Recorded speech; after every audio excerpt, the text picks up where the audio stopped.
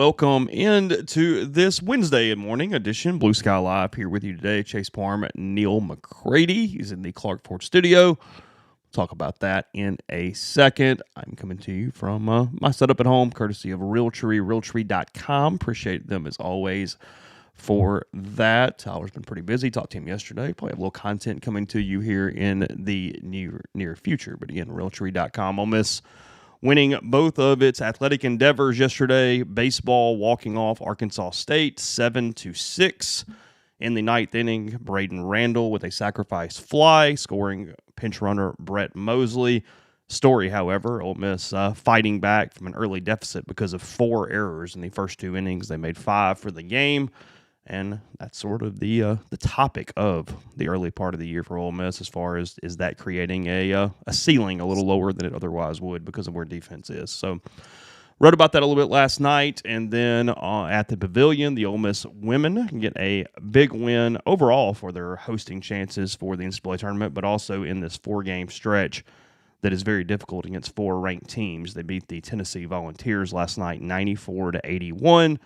Dominating the proceedings pretty much throughout there. Our Peyton Gallick was there last night. That is up Rebels 24/7 for content this morning as well. Cody McMahon going off, scoring 39 points in the effort. Also had 5 assists. So those topics and more coming up today on a show brought to you by Blue Sky locations all over the state of Mississippi, up and down I-55 throughout North Mississippi as well, all the way down to the epicenter in Macomb. Taking care of you with the Oxford Exxon and Sweet Daddy stops along the way, brisket lunch specials, dessert side items, and plenty more. All that available to you with Blue Sky and the Oxford Exxon. And again, Neil's in the Clark Ford studio. I am Clark Ford's in Amory, Mississippi, 662-257-1900. Call that number, ask for Corey Clark. Tell Corey what Ford product you are looking for. He will send you a quote within 15 minutes in business hours, right to the bottom line. There's no hassle. There's no haggle. You get your quote. The rest is up to you. You can shop that quote around. You can do what I've done. What I recommend that you do. Let's get into a Clark Ford today. You'll love the product. You will love the service. Corey and the people at Clark Ford take great care of you. They go the extra mile routinely. 662-257-1900. Guest join on the Campbell Clinic hotline. From fractures and sports injuries to complex spine and limb conditions, the pediatric orthopedic physicians at Campbell Clinic in Oxford are the only specialized pediatric orthopedic team in North Mississippi, providing expert care for growing bodies. Visit campbellclinicoxford.com to schedule an appointment or call 901-759-3111.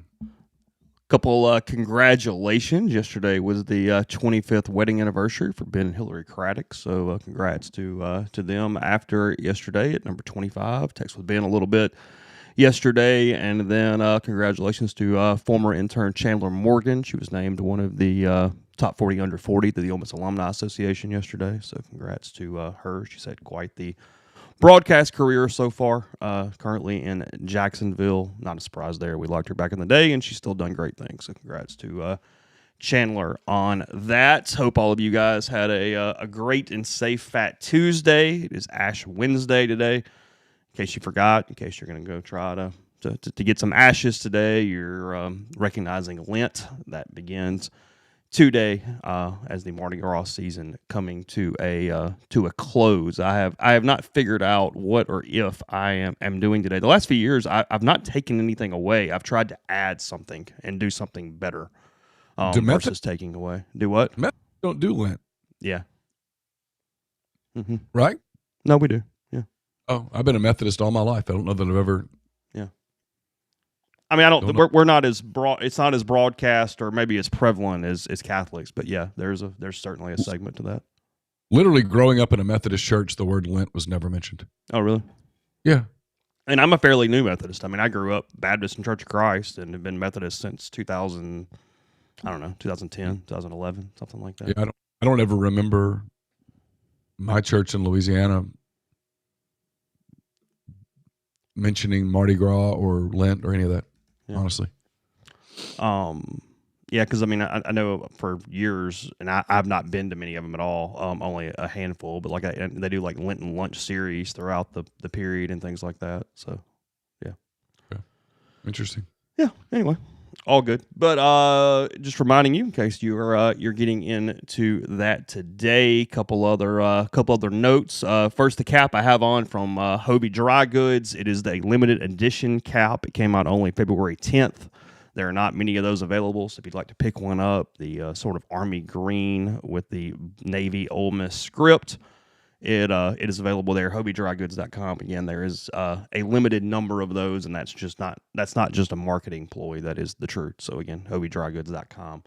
On that, Ole Miss will wear the powder blue baseball uniforms today, making their debut in a Wednesday game against Jackson State. We talked about it on the message board. Over the course of the weekend, the fabric is really bad on these powder blue uniforms compared to the other uniforms that Ole Miss has. So I do not anticipate powder blue being a Sunday thing, being a constant rotation thing this season for Ole Miss, but they are breaking those out and having plenty of opinions on the Ole Miss Twitter sphere and the message board this morning as they'll show up. Terry Hayes getting the ball today against the Jackson State Tigers. Marco Cipolla was supposed to start today, but he's had the flu for the last few days. He may pitch, but he will not start. Also, today, the 25th anniversary of the death of Dale Earnhardt. The crash, February 18th, 2001, there at Daytona. I put a post on the message board this morning from a podcast that we did with Bill Jordan, founder of Realtree. He was with Dale Earnhardt that day. We've had a lot of segments and stories about that day and Dale Earnhardt on the podcast over the years. Used to have Tommy Prater on all the time to talk about it.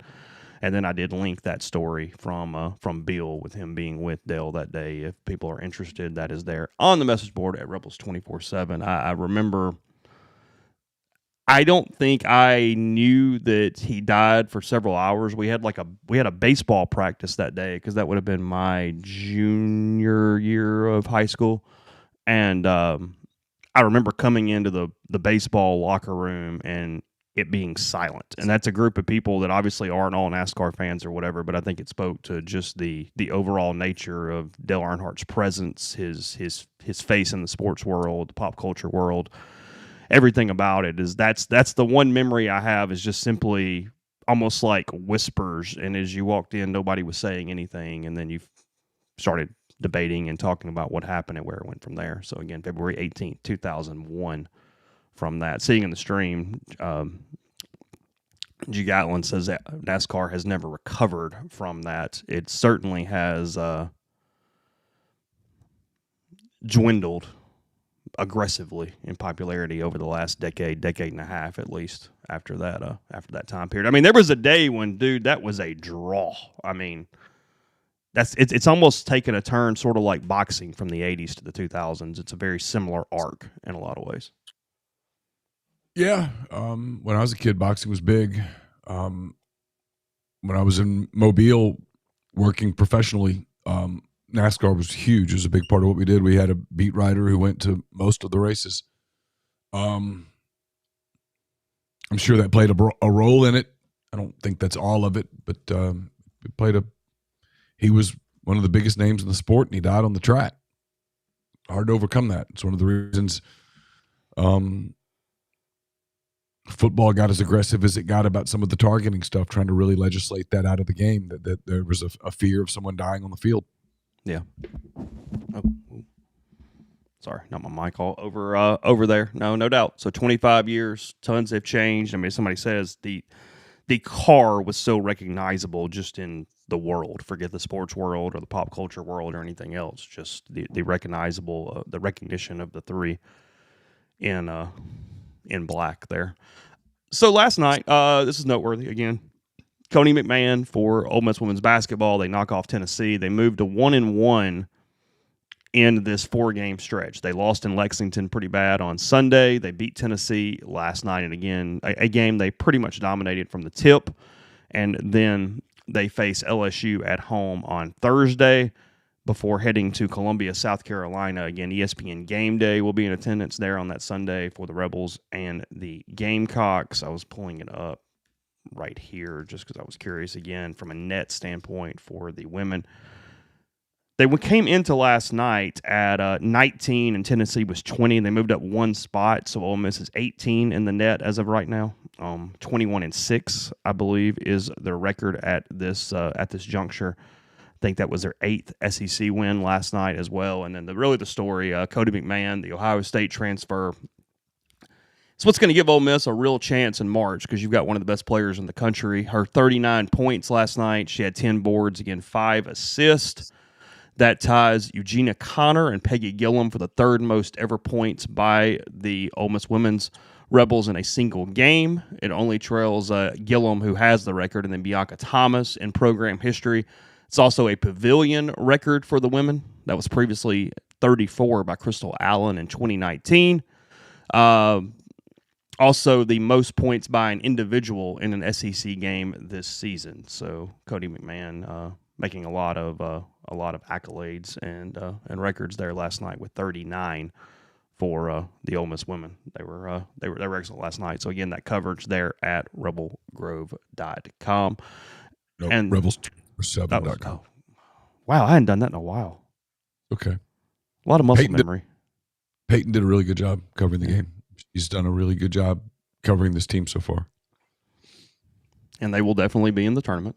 We'll see where and how and as that shakes out. They're really bubbly for this top 16. I mean, Thursday is an incredibly critical game for them in that mark. Because if you win it, I think you're in, barring some odd upset in the last 2 games. But a loss, and it gets a little shaky just from a metric standpoint when I'm looking at it last night. Yeah, I had a lot of time to kill with baseball. I won't pretend to have any idea of the picture with women's basketball nationally, but that metric supports what you said. You probably, to feel good about it, you probably need to be in the 16 pretty comfortably, and they certainly have those opportunities coming up. And then their conference tournament might actually have some bearing too, because you're going to play some, I'm guessing, highly rated net teams in the conference tournament. Is it in Little Rock again this year? I actually do not know, but I can look it up. No clue. I just not familiar with that. It's mostly alternated between North Little Rock and is it Greensboro or is it somewhere in South Carolina maybe? Oh, they played it in Greenville, South Carolina. There we go. Okay, there we go. Yeah, I'll look it up. From a net standpoint, South Carolina's 3. That's an obvious one for Sunday. LSU is 5. So Kim Mulkey and the Tigers coming to Oxford on Thursday. 22-4 for LSU. Do what? Yeah, those are your opportunities. I mean, you get one of those, and because the L's not going to hurt you in either one of them. But if you get one of those, you're probably got to cook them with gas a little bit from a metric standpoint. Then your other 2 games the rest of the way, and I'm seeing how far down the pecking order. Florida at 52 is still on the schedule. They're 15-12 overall. You don't want to lose that one. No, it's a must-win. And then let me see where they are here. Texas A&M is also on the schedule. 1 second. I have a bunch of boxes up, and 76 definitely a must win. The Aggies are 10-11 overall on the season. Yeah, so you have to win both of those and find a way to win one of the 2. If you could get one of the 2 this week, you're probably in great shape. Last night was a must win, and they treated it as such. That was the most gettable of the 4. Kim Caldwell was pretty pissy. I saw she was very quick on the handshake last night. No idea what came or did not come of that. Also, Ole Miss had a A&M Senior Day, Wicked Brew says. Okay. Almost had a player leave with injury last night, but she was fine, could have returned. It was a blowout, so there was no need for her to come back in. So they're as healthy as they can be, full health there for Thursday and Sunday. Phillips says Greenville, South Carolina is where the tournament is this year. Okay. Again, I will take his word for it. Sorry, I'm having headset issues. I told Neil I've got something going on in my shoulder, and I think it's a knot or it's bad posture or it's something to do with just how I'm sitting and typing, but it is radiating into my head and down my arm. and that is causing a massive problem right now. I am highly uncomfortable. I've scheduled a massage today just simply to try to get it out where I can work. Forget comfort or doing it for pleasure. I can't move my arm, which is a bit of a problem. It's not good. I haven't had a massage in years, in large part because right now I'm too fat to be comfortable getting a massage, but that's mostly it. Oh, really? Oh, yeah, for sure. Yeah, that's never bothered me for whatever reason. I don't think about that much. I try to pick the people that look the strongest.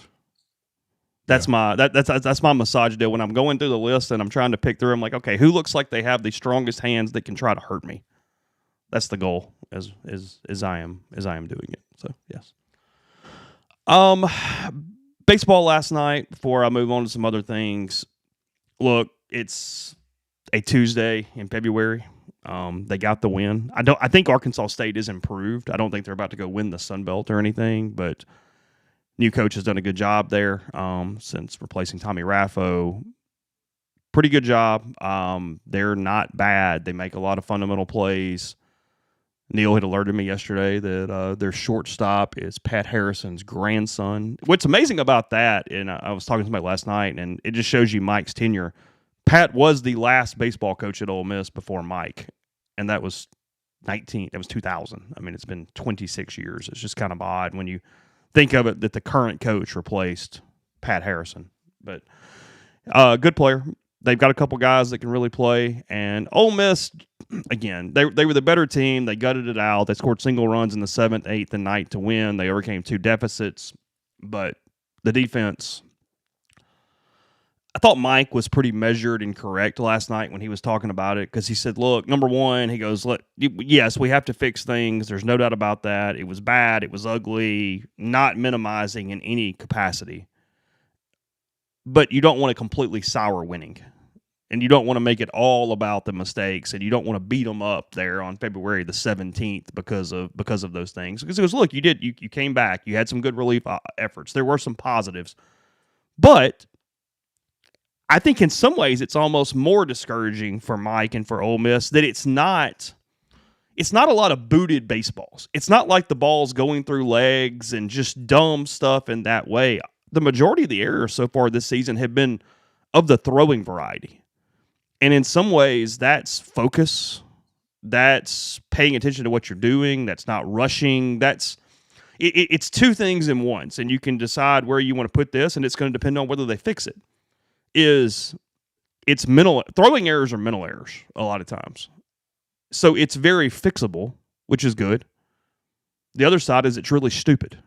So if you're committing those stupid errors over and over and over and over again, that becomes a problem as time goes on. And look, the shortstop thing, it's not wrong, but I do think it's also, every time Ole Miss has an error anywhere, it's coming back to a shortstop conversation, and that's not the whole conversation. Look, Ole Miss won 43 games last year with the exact same shortstop situation. They had Owen Pano and they had Braden Randall. That's who played the position last year, and they won 43 games. So that it's just automatically 100% a detriment to the season is incorrect. I've watched it play out where that's not the case, and Ole Miss is better in a lot of areas this year compared to last year. Now, is it a problem? Yes. Are they good enough in that position relative to the rest of the SEC in a vacuum? No, not at all. And they're going to be exposed there at times this year. It just is what it is. I think Braden is by far your best option because Owen just cannot get out of his own way mentally, for whatever that's worth. But when you talk about what happened and why they're here, there's a couple things here. And again, it's not an excuse. It's not justification. I'm not taking anybody's side, but I do think it's relevant to the discussion. They thought Owen Pano was going to be a star. And when he came in, I think they thought they were saving money, putting a good deal together. He signed a 2-year deal. Well, okay, let's play that out. He signed a rev share, NIL, whatever. I don't really care how it's split up, but whatever it is, he signed a 2-year contract to play baseball at Ole Miss. And because of that, he was on the hook for a good bit of money again this year. That's a start of it. So when you're allocating resources, you've already got that much money put into the shortstop position. So you're in the portal then at that point. You go, okay, what do? The portal availabilities for shortstop were very minimal. There were not a lot of good players. It was a very, very limited, because what's happening around the country is teams are finding a way to keep their best player or their best two players. In baseball, because the numbers aren't outrageous, you do a much better job of keeping your one stud. It's like Nevada. They've got an All-American in Sean Yamaguchi that turned down offers to stay at Nevada. Likes it. Not everybody leaves. You get more of that in baseball too. And to sign one of those top 3, 4, 5 shortstops, you'd have to pay more money than Hunter Elliott's making. You'd have to pay more money than wherever else. And then when you do that, who's not on the roster now because you did that? Well, you can't do everything you did and do that. So you're 2 or 3 down the other way. So whether you agree or disagree, the decision was that Braden Randall is better than the losses you would get in the portal for the better shortstop. It's not in a vacuum of Ole Miss just didn't go get a shortstop. It's more complicated than that, as it always is. And look, if the shortstop position makes 43 errors this season, then it was a mistake. Scoreboard business. We'll figure it out as time goes on through June. But it was not malpractice in the way that it is getting characterized in so many ways. There was a decision there, and now we will see whether that decision plays out effectively or not as time goes on. But there's a little explainer there as we're going through the process for how Ole Miss got there and what's going on at shortstop. It's awfully rational. Try. Probably didn't work. They could have spent less money on basketball and put that money into the shortstop market and just bought the best shortstop. That would have fixed it. That would have fixed it. It would have fixed it. Yeah. Owen Kelly probably is not giving out Christmas cards to his team right now. He has pitched. He has 2 appearances this season and has given up 5 runs, all unearned.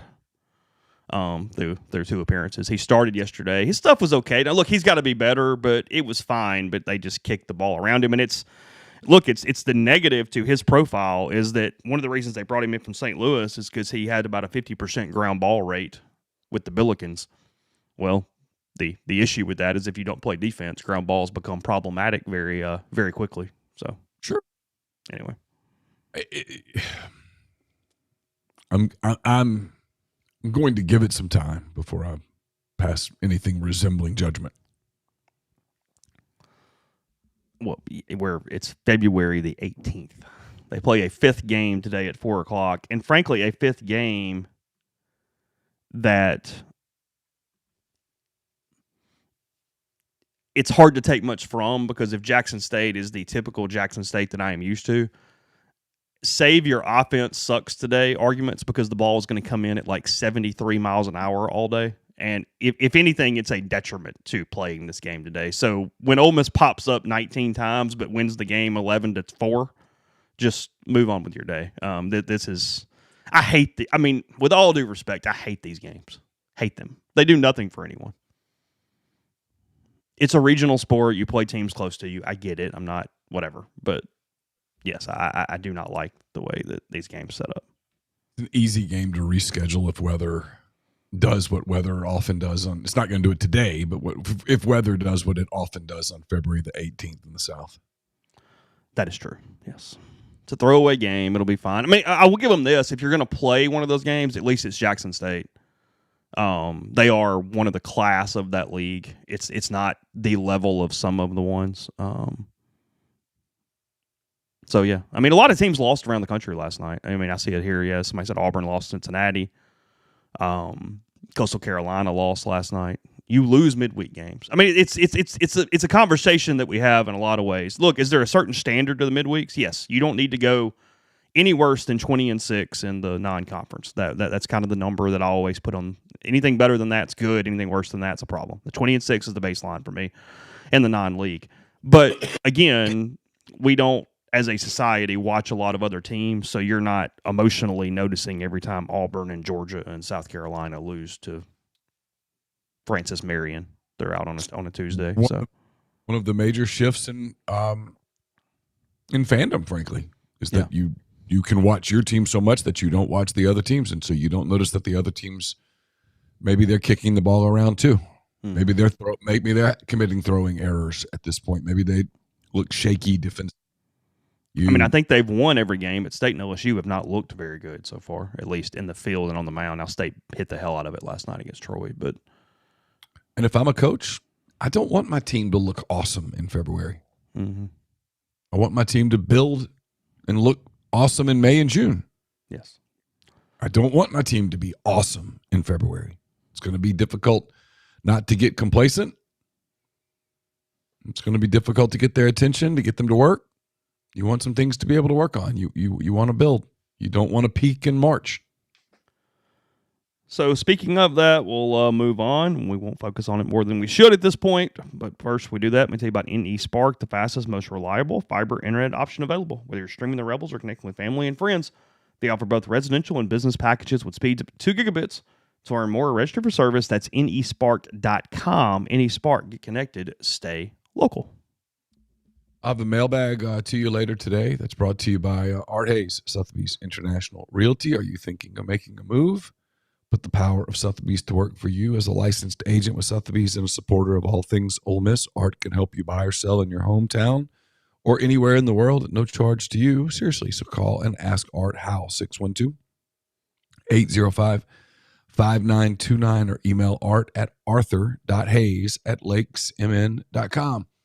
Ole Miss had a great portal season. You can too. Do you have an old IRA or 401k with a former employer? Is that money stuck with a bad team, not living up to its full potential? Put that account in the transfer portal. Let a fellow Rebel professionally manage it for you. Andrew Seago Wealth Management will build a playoff caliber portfolio just for you. Book a quick discovery call today at rebelsretire.com or 901-482-2676. Maybe you need tax saving strategies or retirement income planning. That's what they do every day. So give them a call, 901-482-2676, or book a discovery call online at rebelsretire.com.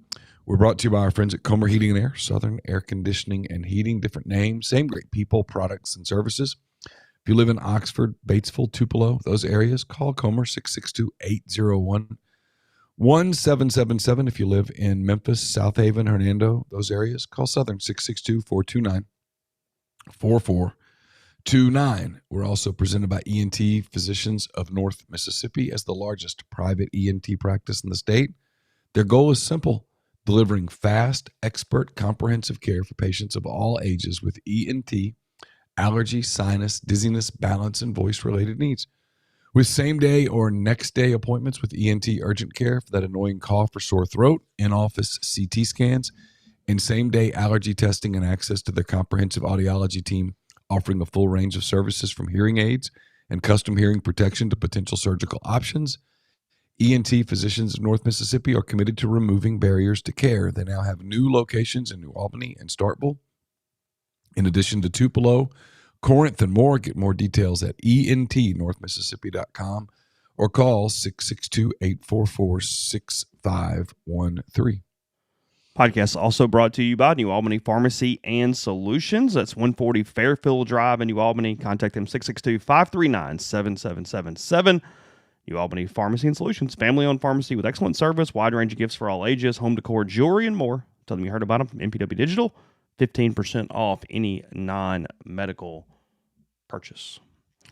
They, Wicked Bruce and Pete is going to have a lot of the football team go to the game against LSU tomorrow night for women's basketball. I know last night a lot of students and classes got extra credit or different things for going. They're trying to help out the team with attendance, and then some fraternity sorority life stuff like that as well last night. Last I heard. So yeah, LSU Thursday night for that. Did you see Mick Cronin be an asshole last night? I read a little bit about it. I did not watch it. I don't like watching him because people say I look like him, and it's very depressing. Oh. To be honest. I mean, he is a jerk.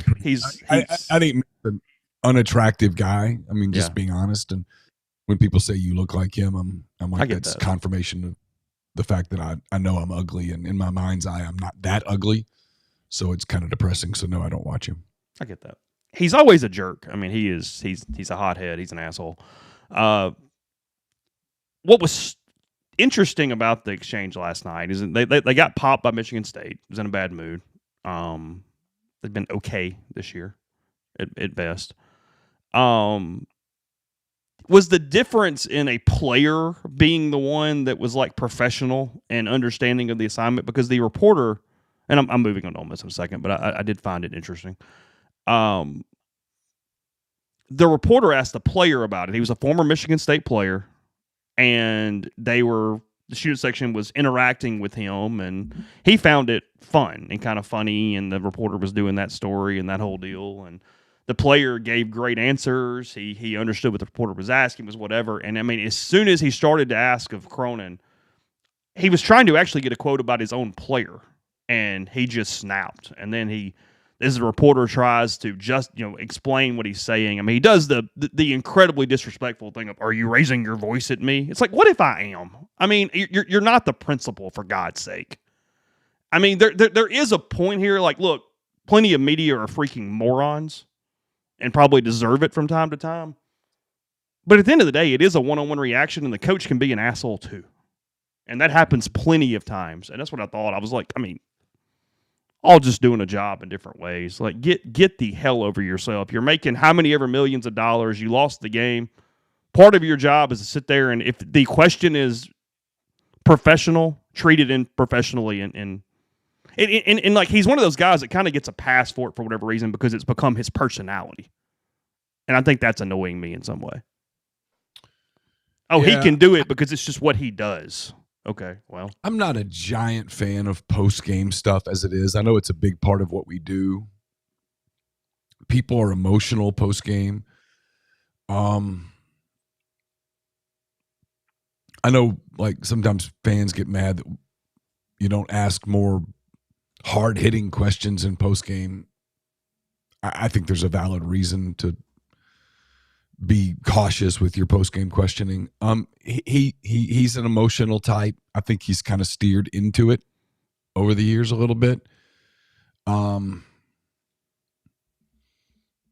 defending him at all, but you kind of know when you're doing those kinds of stories that you might trip on a live wire. Not everyone's going to be in the mood to play along. Yeah. But when he goes, "Are you raising your voice at me?" I mean, I think the answer could have been, "So what if I am?" I mean, you're an effing basketball coach. I'm a stupid reporter. What difference does it make? None of us are doing anything that impacts anything. Yeah, you're not the governor. You're not the president. What the hell are we doing? It's going to be all right. So, maybe we're all yelling at one another. So damn what? Who cares? I mean,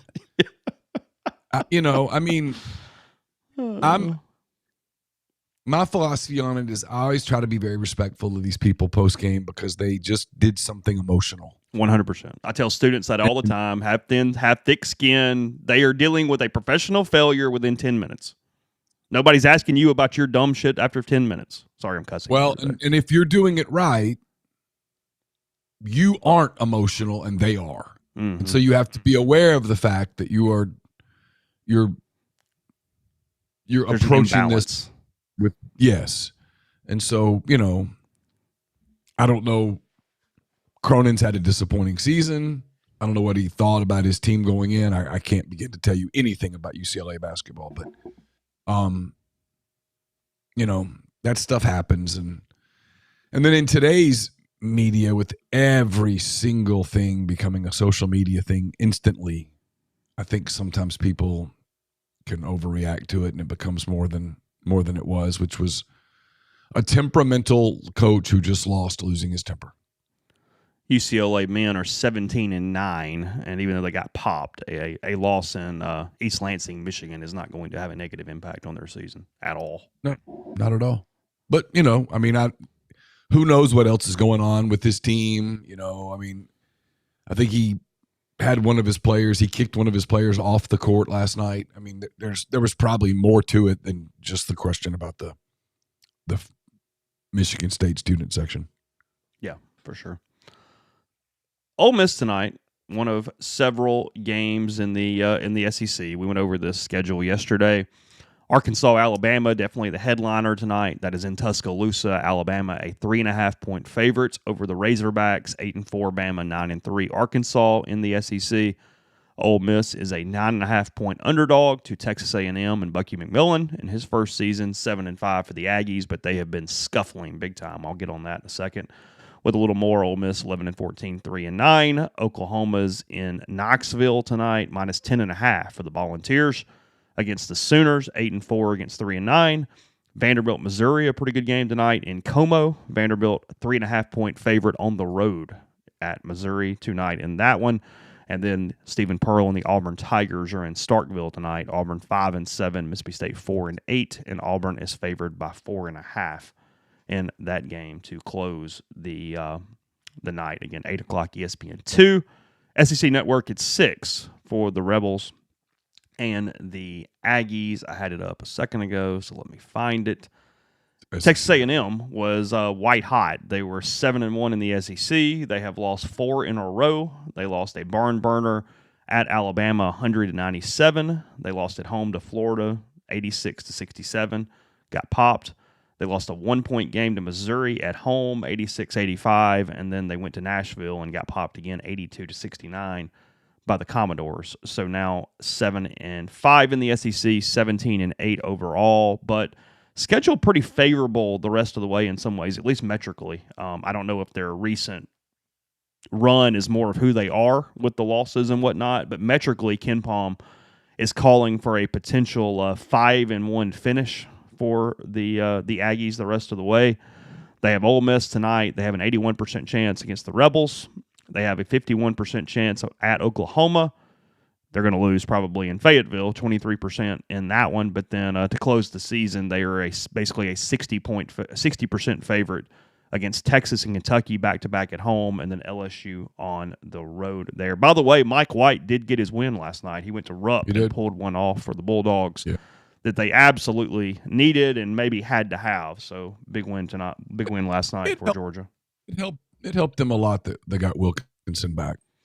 He was a big part of their offense. He was missing for a few games, and he came back last night, came off the bench and played well. And that was big for Mike. It's a big loss for Kentucky too. They just can't get out of their own way. They're a stunningly inconsistent basketball team. 24/7 had a really good addition in the last couple of weeks, bringing Kyle Tucker in as the head of college basketball content, and he made a tweet how he said that he was easing back into it with familiar faces, which is not surprising after 18 months away after the Kentucky beat. But he had a really good story with Mark Pope in the last 48 hours of just kind of what it's been like mentally for this season that's been so up and down with that level of pressure cooker there in Lexington, including an anecdote where Rick Pitino had called Pope and basically told him to quit being so damn soft with the media and just chill out. That he had seen that he was coming unraveled in press conferences. Speaking of these post game things, it's a different beat. It's a different microscope. It's like managing the Yankees is not the same as managing the Pirates, and playing at Kentucky is not the same as playing at Georgia. It's just not. It's different, and it requires something. It's why people were always very critical of Calipari, and now you look at you look at how he kind of handled the media compared to, and not even handled the media, just handled the scrutiny compared to the way Pope has struggled with it, and it makes you go, huh? He was a little better at it than maybe you gave him credit for. It's hard to win. It's hard to win anywhere, but at a place like Kentucky where they expect you to win every day and they expect you to look great every day, it's a lot of pressure. And his team has had some really weird moments. They've beaten Tennessee a couple of times. They went to Arkansas and won. Arkansas's only lost one game at home all year, and it was that one. And yet they've had games like this one where they play Georgia at home and not only lose, but kind of lose somewhat handedly. And in some ways, they're very fortunate to even be where they are because, they had that 18-point comeback against LSU. I mean, they have pulled some out of the freaking fire, which in Kentucky, even though you won the game, you're still getting criticized, and that's a negative result even with the win kind of in the post game and as you move forward. So I have this question. Again, Ole Miss at this point, not playing for anything postseason-wise. It is what it is. They're trying to break a losing streak. They've lost 7 in a row. 3-9 in the SEC after being 3-2 through 5 games. Different world. Right now, we're trying to get out of the late game Wednesday. That's the goal. What seed is the late game on Wednesday? I can't remember. Right now, Ole Miss would be in the late game. It's like 13, 14 game. I'm not sure. Okay. Go ahead. No, you're fine. So my question, you've seen this team more than anybody else in person, at least media-wise. Mm-hmm. Yep. I'm gonna have you put on the mind of Chris Beard or Brian Berg, who's sort of acting GM right now for this team. Mm-hmm. What are you trying to even figure out these next 3 weeks? Is there a world where you get more minutes out of younger kids, where guys you're trying to make evaluations for next year at this point? I mean, is there? I guess let me ask this question: Why? And I get you're probably going to lose. I understand maybe it's stupid in a lot of ways, but I'm still going to ask it. What's the harm in just playing Bundalo and seeing what the hell you got for 3 weeks? Well, the harm would be if he plays well at all, he might raise his value to a place that you can't afford him for next season. As crazy as that sounds. I mean, even if he plays at a level where, because you see him in practice every day, you sort of have a pretty good idea of what his value is. Sure. If you even intend to keep him. If he's, there's nothing stopping a mid-major looking at him, especially a big with some skill, looks at him and goes, man, he can't play in the SEC, but he could play in the Sun Belt, or he could play in the A10 or whatever. And suddenly they make a big offer that changes your plans. But I think what you're looking for is you got to figure out. Here's what they have to figure out. It's too late for this season, obviously, barring some miracle in Nashville. They have to figure out kind of what went wrong from an evaluation standpoint as it pertains to personality. This team's mostly losing because its personality's weird. Yeah, they have a hard time getting downhill. They don't shoot great. But they don't play together remarkably well lately. And they had a stretch in the season where there were some flashes of that coming along. So it was there. It's not like it's never been there. It's the part where people have gotten mad at me and they've argued with me about why I won't say this team sucks. Because they had stretches of the season where they didn't suck. They just didn't. And if you can get that stretch, it's in you. Why you can't pull it out more consistently becomes the question. How does a team have, like in Austin, have such a strong second half, but such a bad first 12 minutes? That's mental. It'd be like a baseball team that plays really good for 6 innings and then looks like crap for 3, and that becomes a pattern. At some point, you're like, well, they don't suck, because if they suck, they look like they look in the 8th inning and the 2nd inning more consistently. I'm not going to argue the suck thing anymore, because you are what your record says you are, and Ole Miss's record says it sucks. 11-14, 3-9. No one's arguing. It's a little more subtle than that, but the truth of the matter is there's not a lot left to play for until they get to Nashville. And if you believe they're going to go win 5 games in 5 days in Nashville, Godspeed to you. So, it's kind of a lost season. And the story here is assuming that Chris and this staff is back for next season, is what lessons did they learn? And how do they apply those lessons moving forward when they assemble what will probably be mostly a completely new team?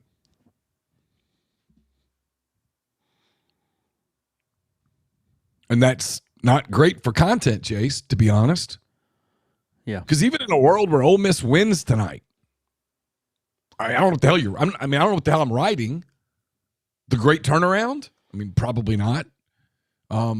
Before you could do any of that, you'd have to see them go stretch some wins together before you're like, well, that's interesting. A win tonight stops the bleeding. It's probably a feel-good moment, but it doesn't change anything. And a loss tonight, not catastrophic. The catastrophe's already occurred. And I'm speaking journalistically here for a moment, and I realize it's not how other people think. There's just not a hell of a lot to talk about or write about with this team, which for you and me is it's problematic at a minimum. It's a little depressing, to be honest, especially when you're someone like me who really likes basketball, who loves the tournament, thinks the tournament's fun. Last year, the tournament was really fun to cover. The games in Milwaukee were fun. The game in Atlanta was fun. I mean, I told you I was super excited about a story that had Ole Miss beaten Michigan State, a story that I was working on and had already put a good bit of work into for that next day as Ole Miss was going to play Auburn in the Elite Eight. That's right. I mean, I was pretty excited about it. There's nothing exciting about this. Nothing. But you want to see, look, Ole Miss has decisions to make. How much is Patton Pinkins worth? How much is Eduardo Klafke worth? How much is Corey Chest worth or not worth? They went into the season thinking that he could make a step, that he could be an impactful player for them. Is that still the case? Is there enough offensively to justify what he brings to you defensively? Those are kind of the topics. I would understand if they played Mundelo to see, hey, we got to make a decision on this kid. Can he help us next year? My guess is no. But it's a lost season. And I'll probably piss people off inside that program for saying it in those words. It's true, though, I think. This was a team that believed it was going to be good. I mean, people have, and understandably, I understand this is part of what we do, and we compete against. I'm just being frank right now, Chase. I'm just kind of letting it out. We compete against some outlets that have two plays. Everything's awesome, and everyone's out to get us. Is that fair? Yep. And this team, there was a lot of, hey, this is going to be a really good team. It's not. They thought some individual pieces would come together and play better than they have. They pretty much haven't. Hardly at all. No. And there were people that told us, when we made the decision, hey, let's do this. There was a lot of optimism around the program, and it wasn't because you and I had gone to practice and watched them play. This isn't as simple as Chase Parham and Neal McCready don't know shit about basketball. We were told by very smart basketball people this is a good team, and then individual players that had, expectations that to say they have not matched or reached is the most understatement of all time. Yeah. I mean, there were, high-level people who really understand basketball who believed this team had a deep March run in them. Thought that they had a baseline of almost what they did last year. Yeah. It wasn't us. It wasn't you and me. I mean, that'd be so easy to explain away. I don't know what the hell I looked at. Yeah, no. Yeah, you could go, well, I remember watching because they had the game against Houston and they win the exhibition or whatever the hell that was there in Baton Rouge or New Orleans or wherever it was. It was the Smoothie King Center, I think. It was New Orleans. And am I right on that? Was it Baton Rouge? Either one. I don't know. It was in Louisiana. And played in New Orleans. Okay. And then they play St. Mary's in that exhibition. And as you're watching it, you're going, God, they were getting run out of the gym right here. And you sort of just justified it of, okay, yeah, St. Mary's, really experienced team, good team, young group, still coming together. You didn't hit threes the way you did against Houston and whatnot. But you walked out of there going, that just didn't look right. And the truth is that was actually the harbinger. That was, that was not the outlier. The other one was. But I don't know. I just kind of keep coming back to that as we have the conversation. So yeah, there was that, and then my first glance at it I don't know that this team is what we kind of thought it was a game that probably most of you didn't watch, which was, and I would understand it. It was the night before Thanksgiving. The Utah game. It didn't tip until late, and they played Utah on a night that they'd lost the night before to Iowa, and I thought they would be laser focused, and they weren't. Yeah. And it was the first sign of, something's up. Yeah, I agree. So I think that's where they've got to figure out.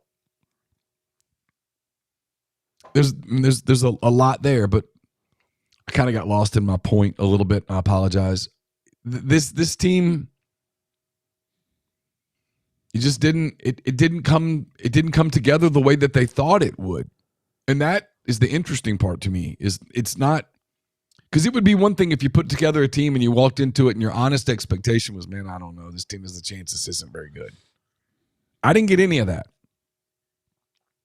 And so when you talk about misevaluation, and here's the other interesting part, I'm kind of rambling a little, is the other night Malik Dia goes for 32-7, 32-8, whatever it was. Store went for 21.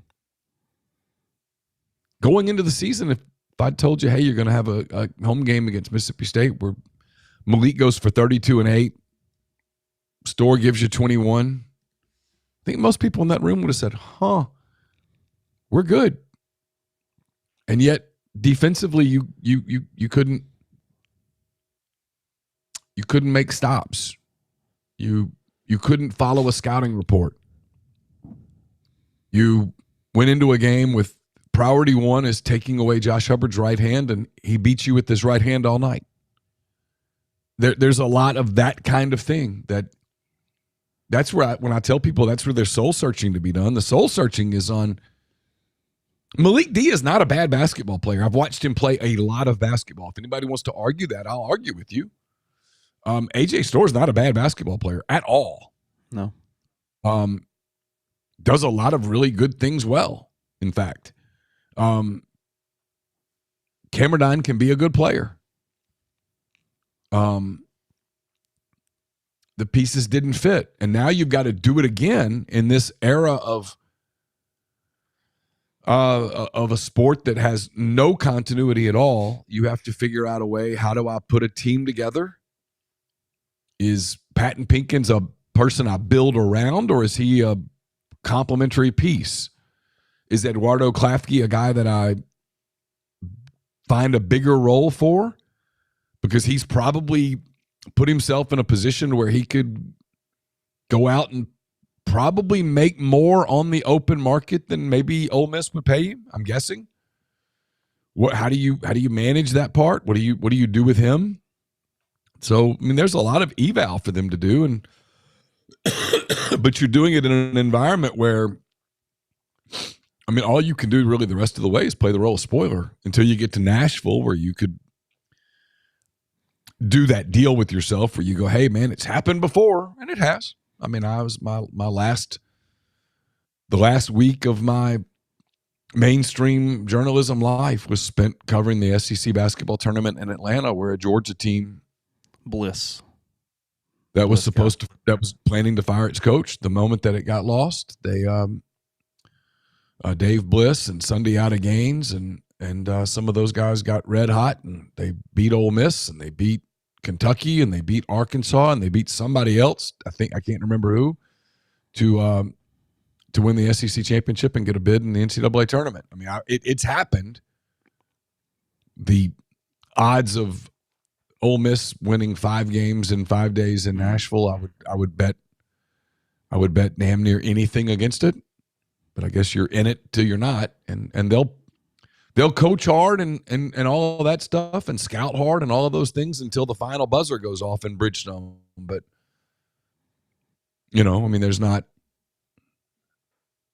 point in overhyping a game tonight. Like, oh boy, there's a lot on the line here. There's not. No. There is for A&M. A home loss to Ole Miss tonight would really hurt Texas A&M. Oh, it'd be catastrophic almost. They go to 7-6, be 5 in a row or whatever at that point. Oh, yeah, 5 in a row. And the other storyline is, hey, this is a job Chris Beard could have had, I think, a year ago. Mm-hmm. Pretty sure. He chose not to take it. He chose to stay at Ole Miss. I mean, you would never get any coach, not just Chris, any coach to answer a question like this honestly, but had that decision to do over again, would you make the same one? Yeah. I don't know the answer. I have no idea. I assume. I think Chris is going to throw himself into this rebuild or retool. It's not even a rebuild. It's not a rebuild. You're not rebuilding. You're just retooling in the sport. You change almost your whole roster year to year. So, but I guess this is the end of my soliloquy. The most fascinating thing with Chris is not going to come in some post game where he's still in a competitive mood. It's going to come when he's had an opportunity to reflect, at least for a little while, about, hey, what went wrong? What did you learn from it? How do you apply what you learned moving forward? Yeah. One more basketball note after we come back. First, let me tell you about the firm.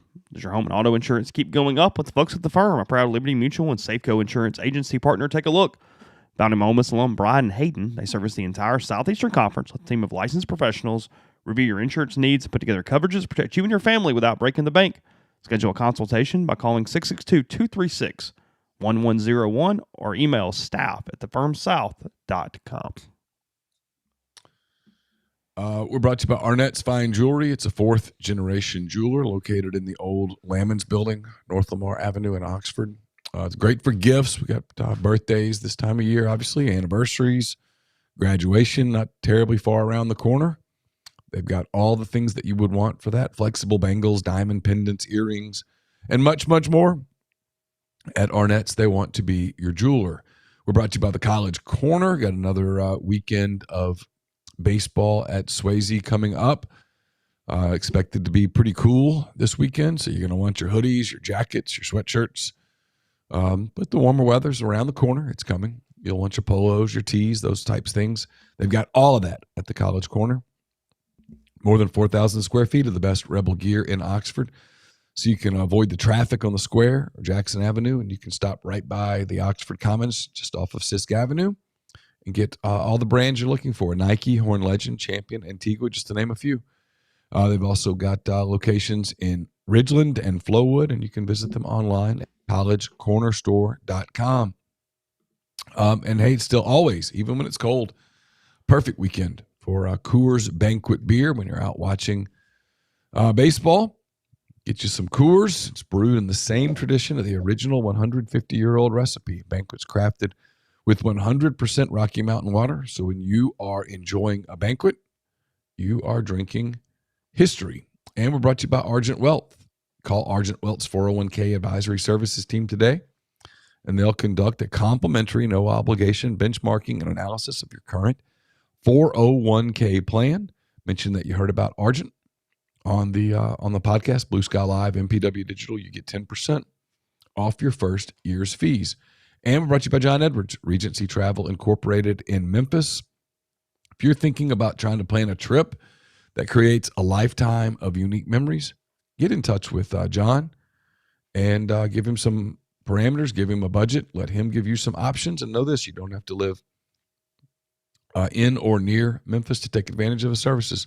901-494-3387 or Jay Edwards at regencytravel.net.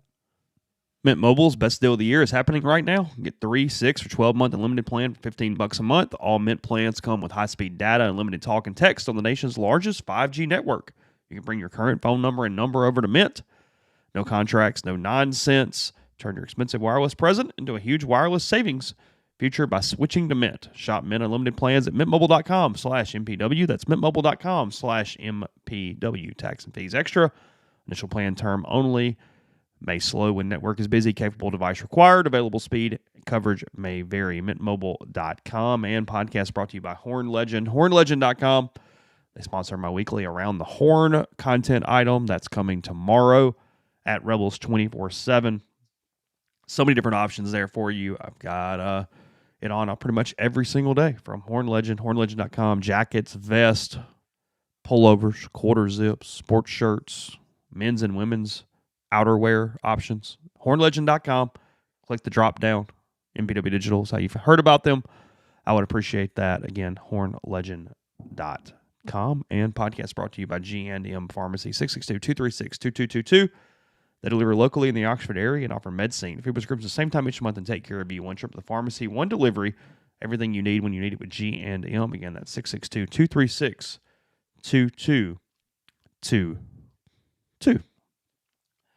So a little different here, but probably worth mentioning if you live in Mississippi. And I know Mississippi news, not typically something Neil is focused on every day, but have you seen anything about this ridiculous liquor shortage because of ABC in Mississippi? You following this at all? Yes, I have. I went in to get a wine that my wife enjoys, and they were completely out of it. And in fact, most of the shelves were pretty empty. And I asked the store owner about it, and got a little bit of a what's the word I'm looking for? A little bit of a tutorial, I guess. A little bit of a quick refresher on what exactly has happened. I'm far from an expert, but the entire situation around the ABC running the liquor in Mississippi seems antiquated, unnecessary, causing this problem in every way. Because like anything else, if you make things private with competition, or you have the least number of middlemen possible, you have better service. You have competition for pricing. You have all these different things that come with that. And instead, you've got a antiquated, dilapidated, choose your word, warehouse situation here that is causing, as of right now, this is yesterday, reading from across the state, there's stories all over, take your pick on where you pull it from, 199,000 cases of backlog right now in the state of Mississippi because of the ABC.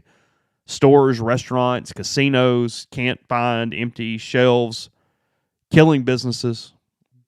Again, this is not about whether you should drink or not drink. This is a systematic supply chain issue that is affecting way more tributaries than simply whether somebody can grab their bottle of wine for a dinner or not. There is far-reaching situations here where I'm with Hank Zuber. He's the chairman for the House State Affairs Committee in Mississippi, and his quote in front of the State Affairs Committee yesterday was, "How the hell did we get here?" And that is a very valid question, as it has become a complete breakdown in every way. They say they're having simultaneous changes to the warehouse software, delivery system, all this other crap. At the end of the day, and I was listening to Richard this morning, Lance Tolbert, his partner there on that show, Lance. He said that ABC basically made $120 million last year. Or so the state of Mississippi made $120 million off this last year, and that they estimate they would lose $94 million of that if they did not have this process. So there's your answer, if you want the answer to why we're in this situation as it is. That is not complicated. But here's what's scary.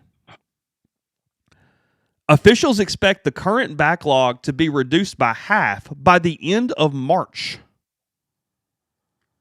Neil, by half only in the next 6 weeks? You're putting a lot of small businesses out of business. That's what you're doing. The remainder worked through by May.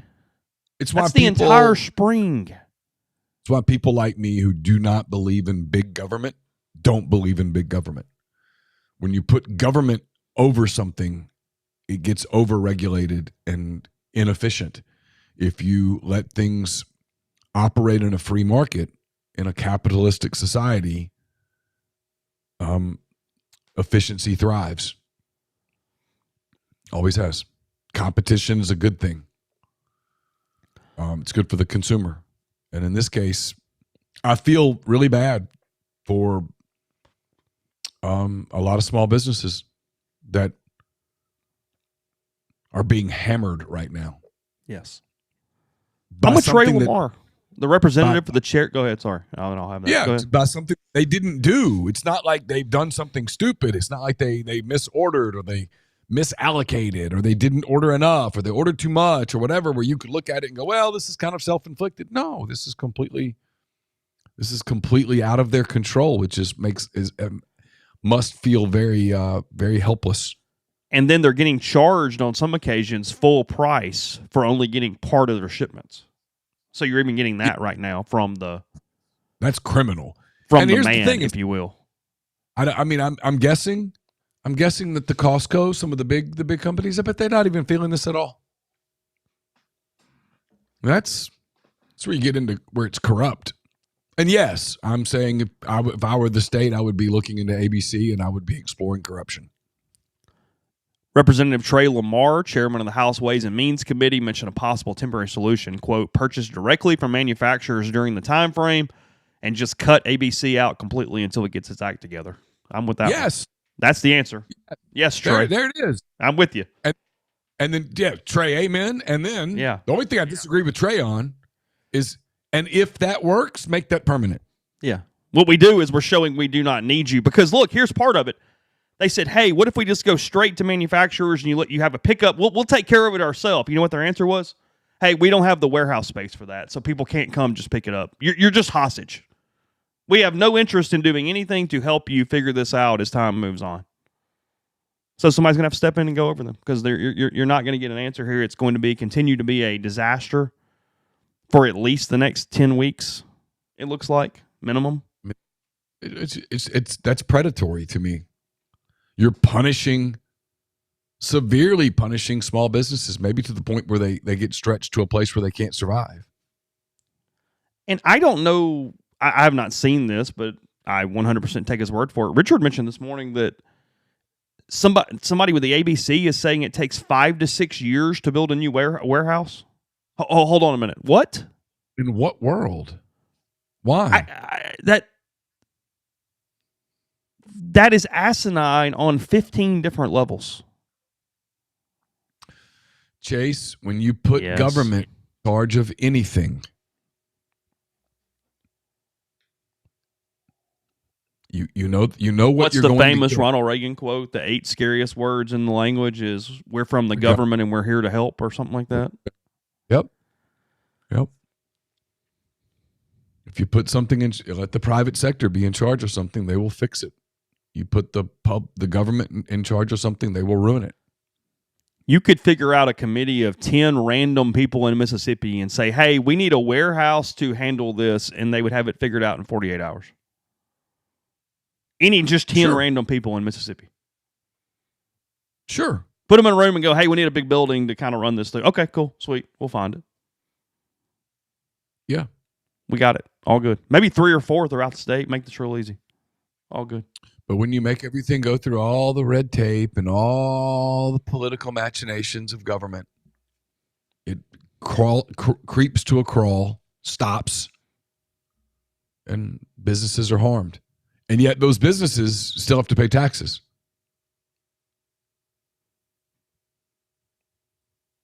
Socialism doesn't work. Big government doesn't work. It never has. It never will. It's never worked in the history of the world. And it's not going to suddenly start working in Mississippi or anywhere else. I have no idea if Ole Miss is being impacted in any of its alcohol-related businesses with this. I'm getting asked. I have no clue. I have no idea. Scott in our stream just said Amazon built a 140,000 square foot warehouse in Tyler, Texas in 10 months. BS. Yes, correct. Scott. 100%. Just crazy. The more I read about it, the more I am not shocked and just flummoxed at the same time. The level of negligence and malpractice that's involved in this. Well, and some people can do the thing about, stop drinking. Yeah, it's not about that. That's It's not it. What if this were the food supply? Yeah. Michaela Schifrin does finally get a gold after a pretty frustrating Olympics for her. She wins gold this morning in the giant slalom, where she is the best in the world at that. So she won that.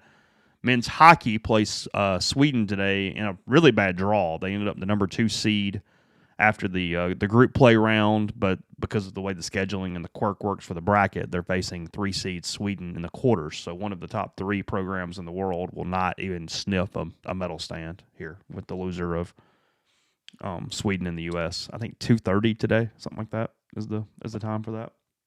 2:10 maybe. Canada playing the Czechs, who they have already beaten 5-0 in this Olympics in a quarterfinal.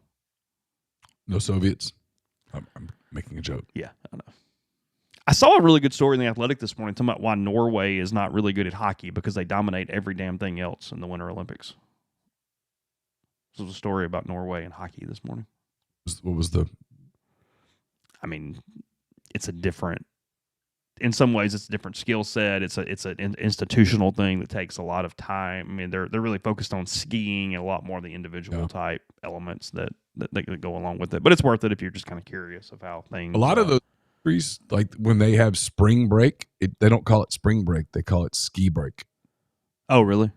Everybody goes and skis. Yeah. Oh, interesting. It's pretty cool.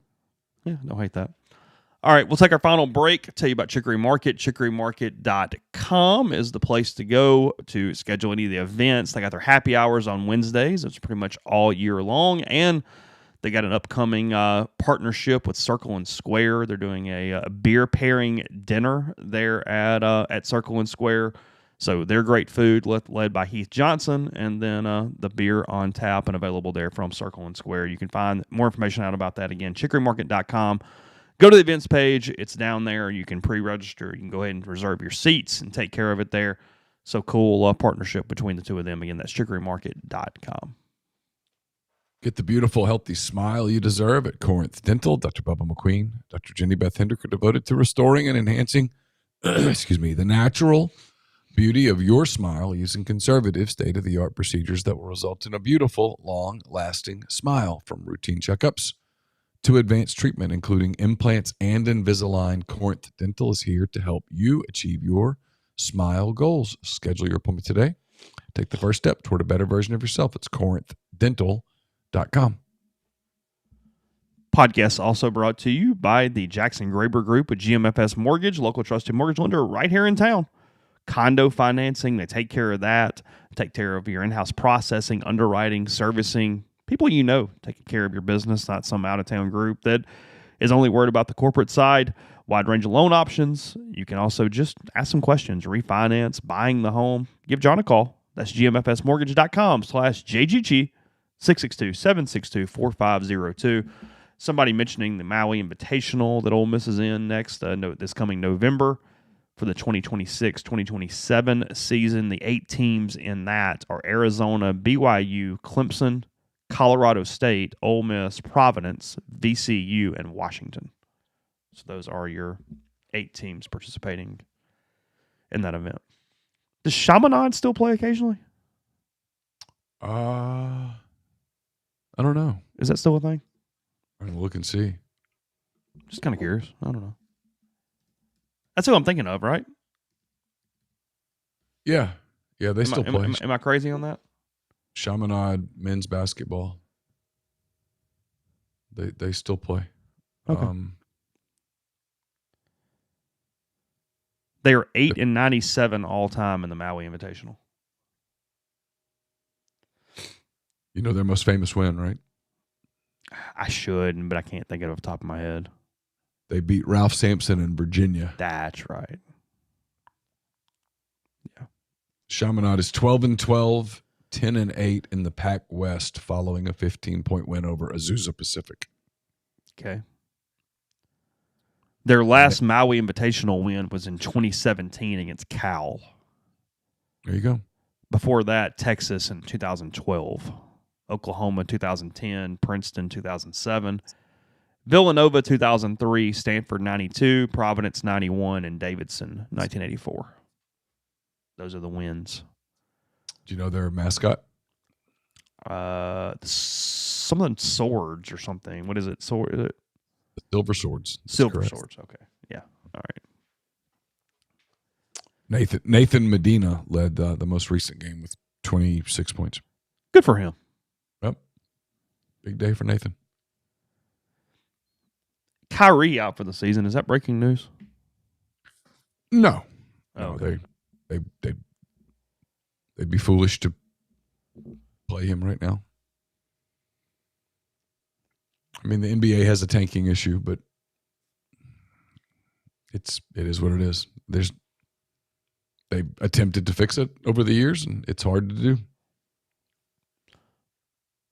Mark Cuban comes out yesterday and basically reinforces that it should be part of the game and should not matter, and no one should even care. Tank as much as you want. No big deal. I don't completely disagree. Said the NBA is too caught up on that and not caught up enough of fan experience and affordability and making sure that people want to come to your games and enjoy it when they do. Yeah. So that when you're there with your kid, you're not necessarily concerned about the long-range impact of whether this guy did this or did that or what's going on. I see both sides. I can buy in. I don't disagree. And they've made it where having the worst record doesn't guarantee the first pick. And no organization wants to be bad multiple years in a row. There are organizations that have effectively tanked for a very short period of time and risen from that and done quite well. Depending on the level of donor this is referred to, this is an interesting quote from Alex Golesh. He's correct, but it takes a while for some schools to get behind this. New coach at Auburn, quote, "If you're going to spend money and then want to be involved in decision making, then we're good. We do not need your money." At Auburn. Wonder who frustrated him. Probably not Jimmy Raines. I mean, probably not, but that's where you get into people give their money and they beware of private equity is all I can say. You go down that route, they will absolutely have a say in what you do. Oh no, just ask Utah. They're staying out of that. They're letting the school make all the decisions. School, just here's money. Beware. No big deal. All good. I know. It's crazy. You care about the hockey today? Will you turn it on? If I remember 2 o'clock hour. If I remember to turn it on, I might. I can't say that to answer your question, do I care? No. Okay. I don't really know what that says about me at this point, but no. I mean, if I remember to turn it on, might I watch? Sure, I like high level hockey. But no, probably not. I'll tease this for tomorrow because I like this topic. I'm going to need a minute to think about it. Taylor says, "Will tanking become a thing in college sports to save money for a 1-year run?" And I have a general immediate thought, but I'm going to marinate on that because, again, you can't predict anything in this world of what an expectation or a motivation is going to be in a year. Yeah, I think that's my initial answers along those lines, which is the difference is for example, if you're the contracts aren't locked, so there's no guarantee of anything moving forward. If I'm an NBA team tanking right now, and I'm tanking to give myself the highest chance at a top 4 pick, I pretty much know that at a certain level, I'm going to get one of those 4 picks. So I'm going to walk out with Peterson or DeSanto or Boozer or Nadement or whatever the case. God, the kid at North Carolina, Caleb Wilson. I'm going to get one of those types of players to add to my franchise to move forward. I know what I'm getting with tanking. I know the price that I'm paying. It's calculated. In today's college athletics, I don't really know what the landscape's going to look like in a year, 2 years. So tanking might end up being smart, or it might end up being remarkably stupid. And then this would be my fear if I'm the Indiana Pacers. I'm just throwing out a name of a team, the Washington Wizards. I'm not getting relegated out of the sport. I'm still going to be in the NBA. Still going to have a franchise, going to have 82 games, 41 at home. Look, there's a world where the breakaway happens and private equity is involved, and private equity says we don't really want all of these SEC teams. We don't want all of these Big Ten teams. We don't want to fund 70 teams. We want to fund 30 teams. We've got a model that we're following here, and the NFL has 32 teams. Let's go with a number a lot closer to that. So then you're one of the tanking teams, and they say, we really don't want you. And everybody says, well, that won't happen. Let me tell you, if I told you in 2019 where we'd be in 2026, you would have said, well, that won't happen. You would have. The two things. Every last one of us would have said it. Yeah. One thing on that, and then Sammy in the stream, Norway's dedicated more national funds to football, soccer, the last decade since missing the 2002 World Cup. Hockey has taken a back seat, and Norway has qualified for the USA in 26 for the World Cup. So, okay. Notable thing there. Well, here's the other, and again, I do want to talk about this more tomorrow, but my final thought for today is rev share is also, at least in the current environment, outside of front loading and back loading, and I get you can adjust this a little bit because LSU football just proved that in mass. But in general, there is a cap for one season. So to tank, you're actually doing this thing where you're trying to get donors on the NIL side where you guaranteed you could just blow it out in 1 year for that and it get approved through, is where your flexibility takes something that other people might not to do in your same category or classification or however you're doing it. It would be a completely different a systemic way that you had to go about doing that. So that's kind of my final thought there. Ole Miss, Jackson State, 4 o'clock today from Swayze Field. We will have coverage at Rebels 24/7 of that. I think Peyton's writing the game story for that today. But either way, there'll be something at Rebels 24/7 on that today. And then women's basketball returning tomorrow night against LSU.